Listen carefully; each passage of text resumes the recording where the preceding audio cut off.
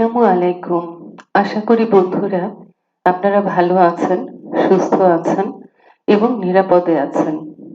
আপনাদের সুস্থতা এবং কল্যাণ কামনা করে এই পর্বের আলোচনা শুরু করছি। আজকের আলোচ্য বিষয় আবুল হোসেন। আজকের আলোচ্য বিষয় আবুল হোসেন। বন্ধুরা, আমরা ইতোমধ্যেই বুদ্ধির মুক্তি আন্দোলন পড়েছি, ঢাকা মুসলিম সাহিত্য সমাজ পড়েছি। আমরা জেনেছি যে ঢাকা মুসলিম সাহিত্য সমাজ এই সংগঠনটি বুদ্ধির মুক্তি আন্দোলন করেছিলেন এবং এই বুদ্ধির মুক্তি আন্দোলনের প্রধান লেখক যারা ছিলেন তারা পাঁচজন বিখ্যাত ব্যক্তিত্ব। তারা ছিলেন আবুল হোসেন, আব্দুল কাদির, কাজী আব্দুল ওদুদ, কাজী মোতাহার হোসেন চৌধুরী, আবুল ফজল। বন্ধুরা, আজ আমরা পড়ব আবুল হোসেনকে নিয়ে। বুদ্ধির মুক্তি আন্দোলন বিসিএস সহ অন্যান্য সরকারি চাকরির পরীক্ষার জন্য অত্যন্ত গুরুত্বপূর্ণ বলাই বাহুল্য। আমরা প্রশ্ন শুরু করছি। প্রথম প্রশ্ন, শিখা পত্রিকার সম্পাদক কে ছিলেন? শিখা পত্রিকার সম্পাদক কে ছিলেন? এর উত্তর হচ্ছে আবুল হোসেন। শিখা পত্রিকার সম্পাদক ছিলেন আবুল হোসেন। বন্ধুরা, শিখা পত্রিকাটি ছিল বুদ্ধির মুক্তি আন্দোলন এই সংগঠনটির মূলত সংগঠনটির নাম হচ্ছে ঢাকা মুসলিম সাহিত্য সমাজ। যারা বুদ্ধির মুক্তি আন্দোলন করেছিলেন, এই ঢাকা মুসলিম সাহিত্য সমাজের মুখপত্র হিসেবে যে পত্রিকাটি প্রকাশিত হতো সেই পত্রিকাটির নাম হচ্ছে শিখা পত্রিকা। বন্ধুরা, এই প্রশ্নটি সর্বাধিক সংখ্যক বার আসা একটি প্রশ্ন যে ঢাকা মুসলিম সাহিত্য সমাজের মুখপত্র হিসেবে কোন পত্রিকাটি প্রকাশিত হতো। বন্ধুরা, এই পত্রিকাটির নাম হচ্ছে শিখা পত্রিকা। আর এই পত্রিকাটির সম্পাদক ছিলেন আবুল হোসেন, যিনি বুদ্ধির মুক্তি আন্দোলনের পাঁচজন লেখকের মধ্যে একজন ব্যক্তি। বন্ধুরা, ঢাকা মুসলিম সাহিত্য সমাজ এই সংগঠনটি 1926 সালে ঢাকায় প্রতিষ্ঠিত হয়েছিল এবং এই সংগঠনটি বুদ্ধির মুক্তি আন্দোলন করেছিল এবং এই সংগঠনটির ব্যানারেই অথবা এই সংগঠনটির মুখপত্র হিসেবে শিখা পত্রিকাটি প্রকাশিত হতো। আর এই বুদ্ধির মুক্তি আন্দোলনের প্রধান লেখক ছিলেন পাঁচজন ব্যক্তি, যারা এই বুদ্ধির মুক্তি আন্দোলনটি করেছিলেন। তারা হলেন আবুল হোসেন, আবুল ফজল, আব্দুল কাদির, কাজী আব্দুল ওদুদ, কাজী মোতাহার হোসেন চৌধুরী। বন্ধুরা, আমরা পরবর্তী প্রশ্নে চলে যাই।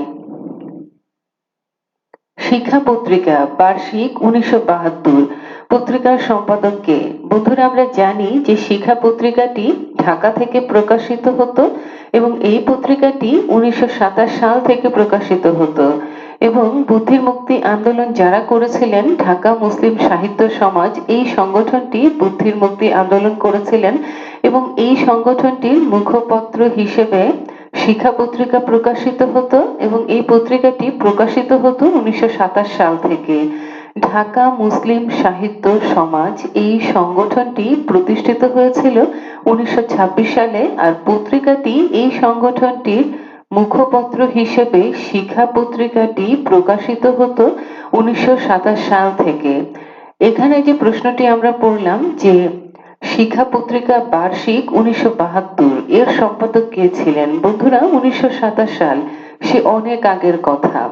এর পরবর্তীতে 1972 সাল থেকে শিখা পত্রিকাটি বার্ষিক হিসেবে প্রকাশিত হতো এবং তখনও সম্পাদক ছিলেন আবুল হোসেন। বন্ধুরা, আমরা পরবর্তী প্রশ্নে চলে যাই। সংলাপ পত্রিকার সম্পাদক কে ছিলেন? সংলাপ পত্রিকার সম্পাদক কে ছিলেন? বন্ধুরা, এর উত্তর হচ্ছে আবুল হোসেন। ইনি সেই আবুল হোসেন যিনি বুদ্ধির মুক্তি আন্দোলনের পাঁচজন লেখকের মধ্যে একজন বা পাঁচজন পুরোধা ব্যক্তির মধ্যে একজন। আবুল হোসেন, যিনি ঢাকা মুসলিম সাহিত্য সমাজের মুখপত্র হিসেবে যে শিখা পত্রিকাটি প্রকাশিত হতো সেই পত্রিকার সম্পাদক ছিলেন আবুল হোসেন। তিনি আরো একটি পত্রিকার সম্পাদক ছিলেন এবং সেই পত্রিকাটির নাম হলো সংলাপ। বন্ধুরা, আমরা পরবর্তী প্রশ্নে চলে যাই।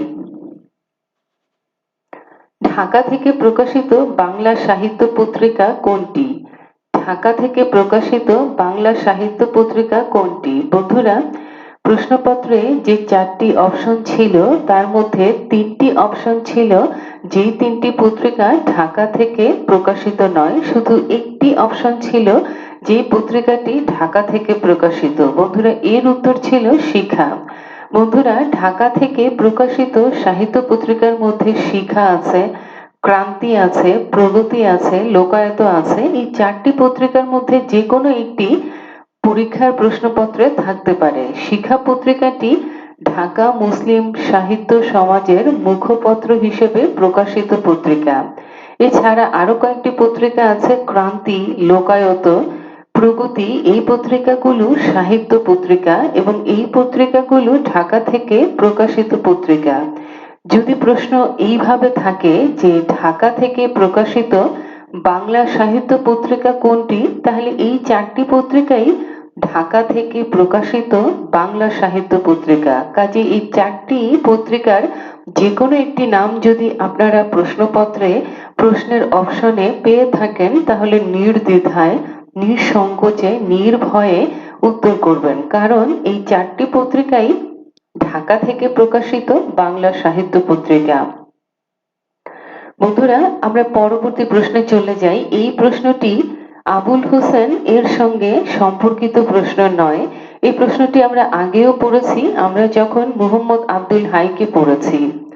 বন্ধুরা, এই প্রশ্নটি প্রাসঙ্গিকভাবে এসেছে, যেহেতু এসেছে সেই কারণে প্রশ্নটি আবারও পুনরাবৃত্তি করছি, যেহেতু এটিও একটি বাংলা সাহিত্য পত্রিকা। কোন পত্রিকাটি ঢাকা বিশ্ববিদ্যালয়ের বাংলা বিভাগ থেকে প্রকাশিত গবেষণা পত্রিকা?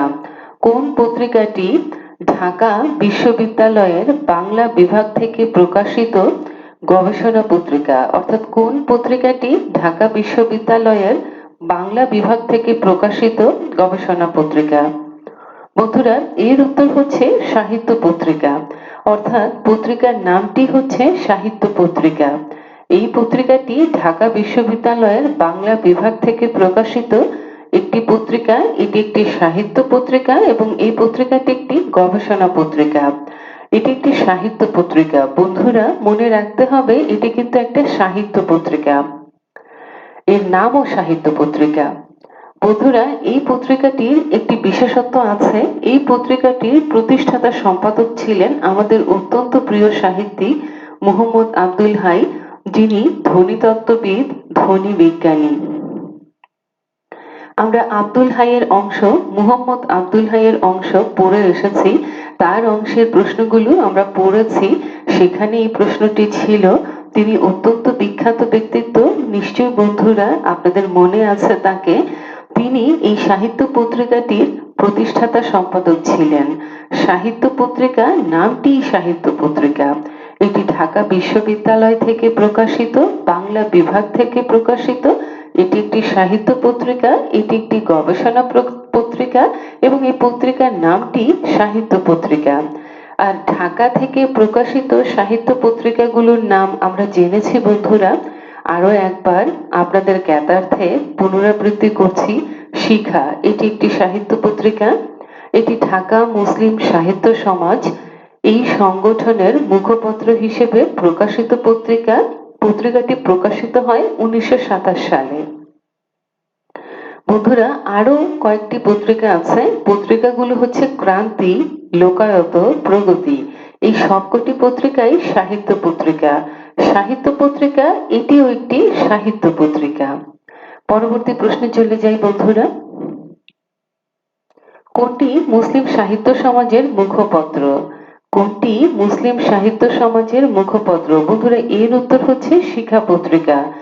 শিখা পত্রিকা ঢাকা মুসলিম সাহিত্য সমাজের মুখপত্র। অনেক সময় প্রশ্নটি এভাবে থাকে, ঢাকা শব্দটি থাকে না, মুসলিম সাহিত্য সমাজের মুখপত্র এভাবেও থাকে।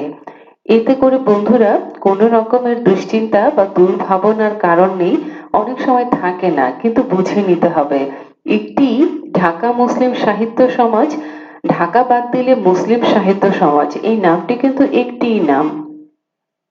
বন্ধুরা, আমরা সংগঠনগুলোর নাম পড়েছি, আমাদের ইতিমধ্যে জানা হয়েছে মোহামেডান লিটারেরি সোসাইটি, বঙ্গীয় সাহিত্য পরিষদ, বঙ্গীয় মুসলিম সাহিত্য সমিতি, ঢাকা মুসলিম সাহিত্য সমিতি, এই 4টি সংগঠন।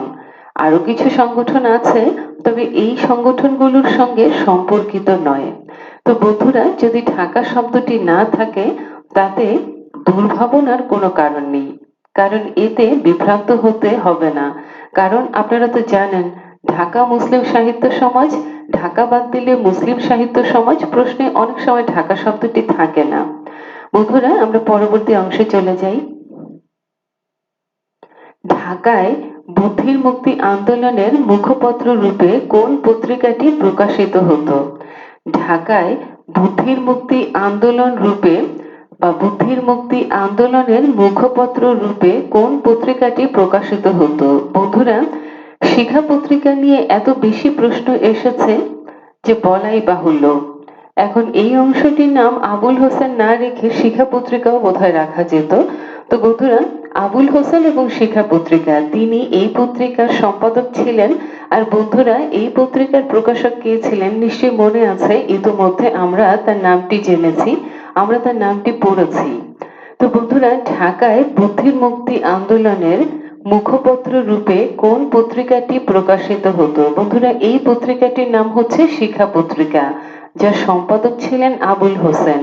আর আবুল হোসেন তিনি কে ছিলেন? এই বিখ্যাত ব্যক্তিত্ব ছিলেন ঢাকা মুসলিম সাহিত্য সমাজ, এই সংগঠনের 5 জন লেখকের একজন। অর্থাৎ বুদ্ধির মুক্তি আন্দোলনের প্রধান যে 5 জন লেখক, তাদের মধ্যে তিনি একজন। তারা 5 জন ছিলেন, সেই বিখ্যাত ব্যক্তিগণ তারা ছিলেন 5 জন। তারা কে কে ছিলেন? আবুল হোসেন, আবুল ফজল, আব্দুল কাদির, কাজী আব্দুল ওদুদ, কাজী মোতাহার হোসেন চৌধুরী। বন্ধুরা, আমরা পরবর্তী প্রশ্নে চলে যাই। শিখা পত্রিকা কত সালে প্রকাশিত হয়? এর উত্তর হচ্ছে 1927 সাল। শিখা পত্রিকা কত সালে প্রকাশিত হয়? এর উত্তর হচ্ছে 1927 সাল। বন্ধুরা, আমরা পরবর্তী প্রশ্নে চলে যাই। আমরা তো জানি যে 1927 সালে শিখা পত্রিকাটি প্রকাশিত হয়। বুদ্ধির মুক্তি আন্দোলন ঘটে কোন সংগঠনের মাধ্যমে ঘটে? ঢাকা মুসলিম সাহিত্য সমাজ। সংগঠনটি কত সালে প্রতিষ্ঠিত হয়? 1926 সালে। আর শিখা পত্রিকা কত সাল থেকে প্রকাশিত হয়? 1927 সাল থেকে। আর শিখা পত্রিকাটি বার্ষিক হিসেবে প্রকাশিত হতে শুরু করে কত সালে? বন্ধুরা, এর উত্তর আমরা ইতিমধ্যে জেনেছি, নিশ্চয়ই মনে আছে। বন্ধুরা, আমরা পরবর্তী প্রশ্নে চলে যাই। জ্ঞান যেখানে সীমাবদ্ধ, বুদ্ধি সেখানে আড়ষ্ট, মুক্তি সেখানে অসম্ভব, এই উক্তিটি কোন পত্রিকার প্রতি সংখ্যায় লেখা থাকতো? জ্ঞান যেখানে সীমাবদ্ধ, বুদ্ধি সেখানে আড়ষ্ট, মুক্তি সেখানে অসম্ভব, এই উক্তিটি কোন পত্রিকার প্রতি সংখ্যায় লেখা থাকতো? বন্ধুরা, এর উত্তর হচ্ছে, নিশ্চয়ই আপনারা জানেন, আপনাদের অনুমেয়, এর উত্তর হচ্ছে শিখা পত্রিকা। বুদ্ধির মুক্তি আন্দোলন করেছিলেন কারা? তারা ছিলেন 5 জন। আবুল হোসেন, আবুল ফজল, আব্দুল কাদির, কাজী আব্দুল ওদুদ এবং কাজী মোতাহার হোসেন চৌধুরী। ঢাকা মুসলিম সাহিত্য সমাজ 1926 সালে প্রতিষ্ঠিত এই সংগঠনটি বুদ্ধির মুক্তি আন্দোলন করেছিলেন এবং তারা বুদ্ধির মুক্তি আন্দোলন করেছিলেন এবং তাদের সংগঠন থেকে, অর্থাৎ ঢাকা মুসলিম সাহিত্য সমাজ, এর মুখপত্র রূপে প্রকাশিত হতো শিখা পত্রিকা এবং পত্রিকাটি প্রকাশিত হতে শুরু করে 1927 সাল থেকে। এবং এই প্রধান লেখকগণ বা এই বিখ্যাত ব্যক্তিগণ তারা মনে করতেন, তারা বিশ্বাস করতেন যে সীমিত জ্ঞান বুদ্ধিকে বিকশিত করতে পারে না, আর যে বুদ্ধি বিকশিত হয়নি সেই বুদ্ধি দিয়ে মুক্তি অর্জন অসম্ভব। এই জন্য তারা বলেছেন যে বুদ্ধির মুক্তি ঘটাতে হবে। আর বুদ্ধির মুক্তি কিভাবে ঘটাতে হবে? জ্ঞানকে সীমাহীন করতে হবে। জ্ঞান কিভাবে সীমাহীন হবে? অনেক অনেক বেশি জ্ঞান আহরণ করতে হবে, তবেই জ্ঞান অসীম হবে, সীমাহীন হবে। আর সীমাহীন জ্ঞান বুদ্ধিকে বিকশিত করবে, আর বিকশিত বুদ্ধি কি করবে? কাঙ্ক্ষিত মুক্তিকে অর্জন করবে। তো এই জন্য বন্ধুরা, তারা এটি বিশ্বাস করতেন এবং এই কারণে ঢাকা মুসলিম সাহিত্য সমাজ এর মুখপত্র রূপে প্রকাশিত শিখা পত্রিকার প্রতি সংখ্যায় এই কথাটি লেখা থাকতো, এই অমর উক্তিটি লেখা থাকতো কারণ বুদ্ধির মুক্তি আন্দোলন যারা করেছিলেন তারা বিশ্বাস করতেন যে সীমিত জ্ঞান দিয়ে বুদ্ধির বিকাশ সম্ভব নয়, আর বুদ্ধি যদি বিকশিত না হয় তো মুক্তি তো অসম্ভব। তো বন্ধুরা, আমরা পরবর্তী প্রশ্নে চলে যাই। সংলাপ এই পত্রিকাটির সম্পাদক কে ছিলেন? সংলাপ এই পত্রিকাটির সম্পাদক কে ছিলেন? বন্ধুরা, এর উত্তর হচ্ছে আবুল হোসেন। বন্ধুরা, এই অংশ থেকে আর তেমন কোনো প্রশ্ন নেই। আবুল হোসেন, ঢাকার বুদ্ধির মুক্তি আন্দোলন, ঢাকা মুসলিম সাহিত্য সমাজ, শিখা পত্রিকা এবং আবুল হোসেন, এখান থেকে আর তেমন কোনো তথ্য নেই।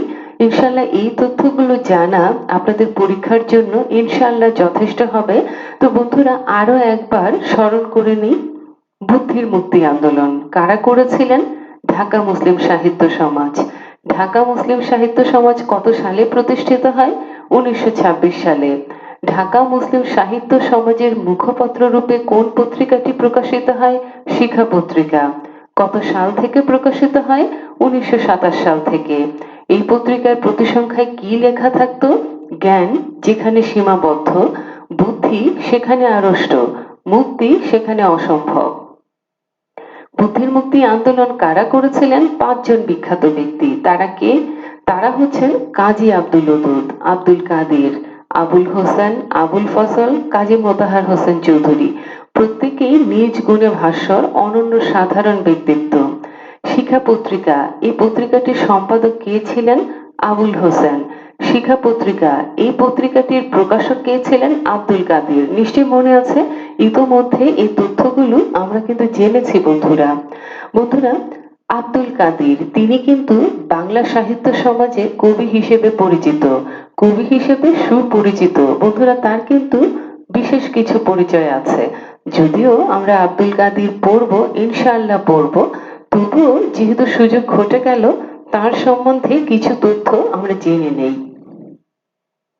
তিনি সনেট রচনাকারী হিসেবে অত্যন্ত বিখ্যাত ছিলেন। তিনি সনেট রচনাকারী হিসেবে অত্যন্ত বিখ্যাত ছিলেন।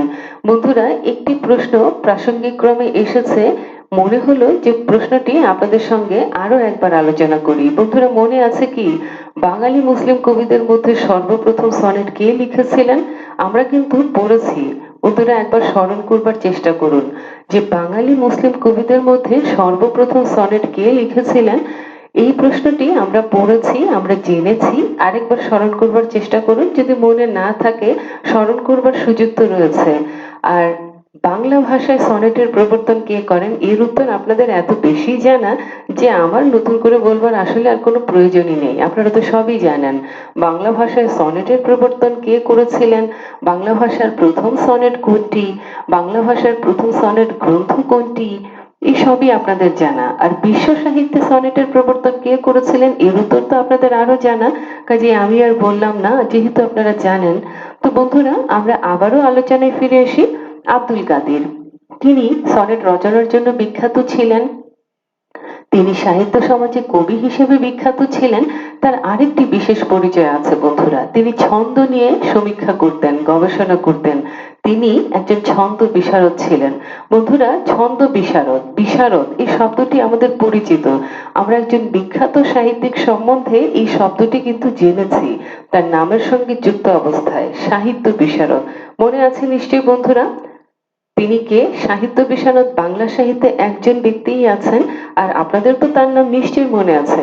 আর যদি ভুলে গিয়ে থাকেন তাহলে তো স্মরণ করবার উপায় আপনাদের হাতের কাছেই রয়েছে। তো বন্ধুরা, ছন্দ বিশারদ এই উপাধিটি একজন ব্যক্তির, তিনি হচ্ছেন আব্দুল কাদের। তিনি ছন্দ নিয়ে গবেষণা করতেন, ছন্দ নিয়ে সমীক্ষা করতেন। তার কিন্তু একটি বিখ্যাত গ্রন্থ আছে, গ্রন্থটি হচ্ছে ছন্দ সমীক্ষা। ছন্দ বিষয়ে বহুল প্রশংসিত একটি গ্রন্থ ছন্দ সমীক্ষা। বন্ধুরা, আমরা আব্দুল কাদের উনাকে নিয়ে ইনশাআল্লাহ পড়ব।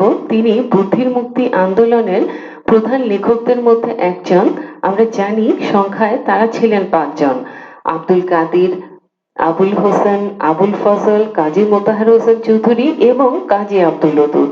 বন্ধুরা, এছাড়া আবুল হোসেন সম্বন্ধে আরো দু একটি তথ্য জেনে নেই। আব্দুল কাদের সম্বন্ধে ইনশাআল্লাহ আমরা পড়বো, যেহেতু প্রাসঙ্গিক ক্রমে তথ্যগুলো জানার সুযোগ ঘটে গেল, কাজে আমরা সেই সুযোগটি কাজে লাগালাম।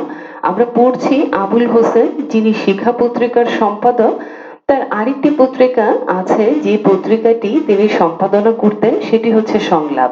তাহলে আবুল হোসেন অংশ থেকে যে প্রশ্নগুলো আসে সবগুলো প্রশ্ন আমাদের জানা হলো, পড়া হলো, আমাদের বোঝা হয়ে গেল। তিনি বুদ্ধির মুক্তি আন্দোলনের প্রধান লেখকদের মধ্যে একজন। তিনি শিক্ষা পত্রিকার সম্পাদক ছিলেন। তিনি আরো একটি পত্রিকা সম্পাদনা করতেন, সেটি হচ্ছে সংলাপ। আর শিক্ষা পত্রিকা নিয়ে অনেক বেশি তথ্য আমাদের জানা হয়ে গেছে, নতুন করে পুনরাবৃত্তির বোধ করি প্রয়োজন নেই। তারপরে দু একটি তথ্য আরো একবার বলছি, আরো একবার স্মরণ করছি যে শিক্ষা পত্রিকাটি 1927 সাল থেকে প্রকাশিত হতো। আর এটি ঢাকা মুসলিম সাহিত্য সমাজের মুখপত্র রূপে প্রকাশিত হতো। মুখপত্র হিসেবে এই পত্রিকাটি প্রকাশিত হতো। আর এর প্রতিসংখ্যায় কি লেখা থাকতো? জ্ঞান যেখানে সীমাবদ্ধ, বুদ্ধি সেখানে আড়ষ্ট, মুক্তি সেখানে অসম্ভব। তার কারণ হচ্ছে বুদ্ধির মুক্তি আন্দোলন যারা করেছিলেন তারা বিশ্বাস করতেন সীমিত জ্ঞান দিয়ে বুদ্ধির বিকাশ কোনোভাবেই সম্ভব নয়। আর যে বুদ্ধি বিকশিত হয়নি সে বুদ্ধি দিয়ে কখনোই মুক্তি অর্জন সম্ভব নয়, মুক্তি সেখানে অসম্ভব। তাই তারা বাঙালির বুদ্ধির মুক্তি ঘটাতে চেয়েছিলেন। তো বন্ধুরা, এই অংশ থেকে আর তেমন কোনো তথ্য নেই। তাহলে এই পর্বের আলোচনা এখানেই শেষ হয়ে গেল। ইনশাআল্লাহ আমরা বিশ্বাস করি যে এই আলোচনা আপনাদের প্রস্তুতিতে সহায়ক ভূমিকা পালন করবে, এবং ইনশাআল্লাহ আপনারা এই চ্যানেলটিকে সাবস্ক্রাইব করে দিবেন এবং বেল আইকনটিকে প্রেস করে দিবেন, যাতে করে নতুন কোনো তথ্য, নতুন কোনো আলোচনা অতি দ্রুত আপনাদের কাছে পৌঁছে যায়। আর আপনারা কাল বিলম্ব না করে নিজেদের প্রস্তুতি গ্রহণ শুরু করতে পারেন। বন্ধুরা, আবারও আপনাদের সুস্থতা কামনা করছি, আবারও আপনাদের কল্যাণ কামনা করছি, আবারও আপনাদের নিরাপত্তা কামনা করছি, এবং সর্বোপরি আপনাদের সফলতার জন্য দোয়া করছি। তার কারণ হলো আপনারা সফল হলে তবেই তো আমরা সফল হব। আপনাদের সফলতা মানে আমাদের সফলতা। আপনারা সফল হলেই আমাদের এই অক্লান্ত পরিশ্রম সার্থকতা লাভ করবে। তো বন্ধুরা, এই পর্ব থেকে বিদায় নিব। আপনারা ভালো থাকুন, সুস্থ থাকুন, নিরাপদে থাকুন, আনন্দে থাকুন, এবং আপনারা আপনাদের জীবনে কাঙ্ক্ষিত সফলতা অর্জন করুন। আসসালামু আলাইকুম। আল্লাহ হাফিজ।